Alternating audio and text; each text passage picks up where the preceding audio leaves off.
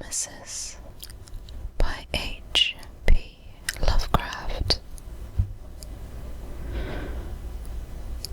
Through the cool guarded gateways of slumber, past the wan-mooned abysses of night, I have lived all my lives without number.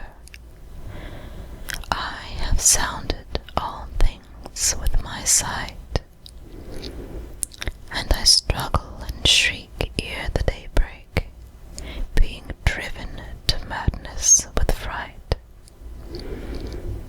I have whirled with the earth at the dawning, when the sky was a vaporous flame.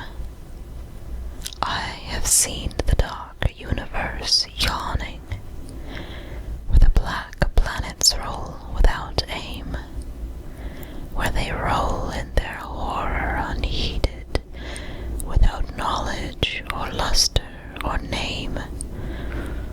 I had drifted o'er seas without ending, under sinister grey clouded skies, that the many-forked lightning is rending, that resound with hysterical cries, with the moans of invisible demons that out of the green waters rise.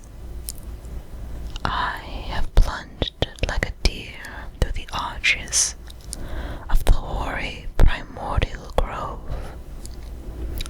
where the oaks feel the presence that marches and stalks on where no spirit dares rove. And I flee from a thing that surrounds me and leers through dead branches above.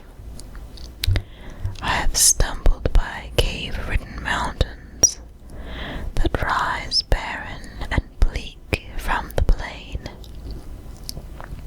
I have drunk of the fog-fetid fountains that ooze down to the marsh and the main, and in hot cursed tarns I have seen things I care not to gaze on again. I have scanned the vast ivy-clad palace.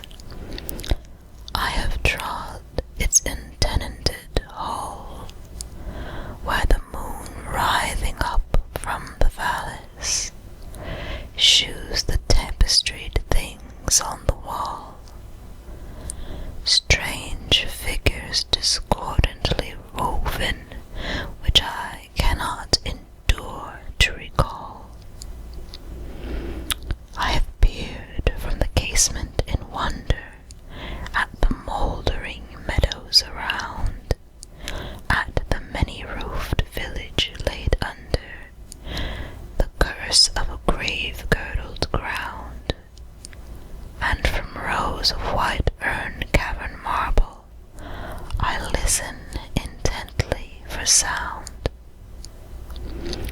I have haunted the tombs of the ages. I have flown on the pinions of fear, where the smoke-belching Erebus rages, where the Jokuls loom snow-clad and drear, and in realms where the sun of the desert consumes what it never can cheer. I was old when the pharaohs first mounted the jewel-decked throne by the mile.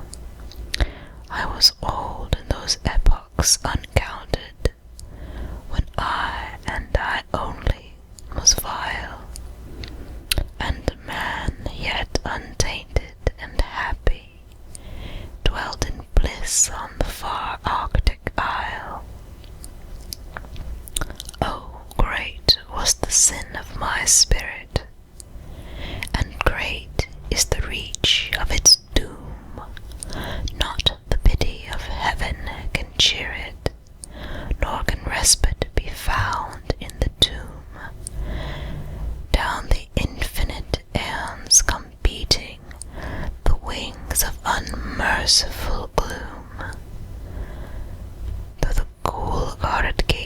days of slumber, past the wan-mooned abysses of a night, I have lived all my lives without number. I have sounded all things with my sight, and I struggle and shake ere the day break, being driven to madness with fright. The Nightmare Lake by H.P. Lovecraft.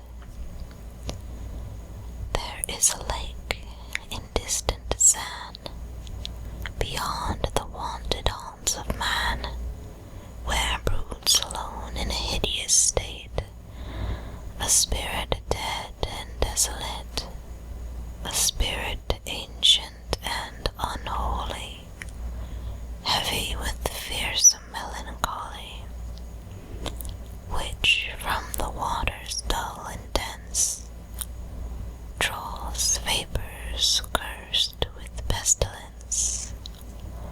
Around the banks a mire of clay sprawl things offensive in decay, and curious birds that reach that shore are seen by mortals nevermore. Here shines by day the searing sun on glassy wastes beheld by none, and here by night pale moonbeams flow into the deeps that yawn below. In nightmares only is it told what scenes beneath those beams unfold, what scenes too old for human sight lie sunken there in endless night. For in those depths there only pace the shadows of a voiceless race. One midnight, redolent of ill, I saw that lake asleep and still, while in the lurid sky there rode a gibbous moon that glowed and glowed. I saw the stretching marshy shore, and the foul things those marshes bore, lizards and snakes convulsed and dying, ravens and vampires putrefying. All these, and hovering o'er the dead, sarcophagi that on them fed. And as the dreadful moon climbed high, frightening the stars from out the sky, I saw the lake's dull water glow, till sunken things appeared below.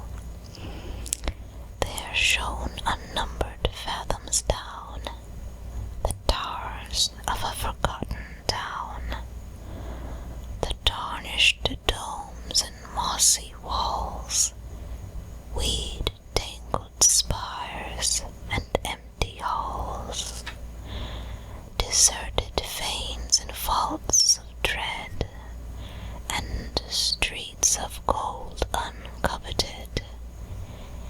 These I beheld and saw beside a horde of shapeless shadows glide, a noxious horde which to my glance seemed moving in a hideous dance round slimy sepulchres that lay beside a never-travelled way. Straight from those tombs a heaving rose that vexed the water's dull repose, while lethal shades of upper space howled at the moon's sardonic face. Then sank the lake within its bed, sucked down to caverns of the dead, till from the reeking new-stripped earth curled fetid fumes of noisome birth. about the city nigh uncovered. The monstrous dancing shadows hovered, when lo,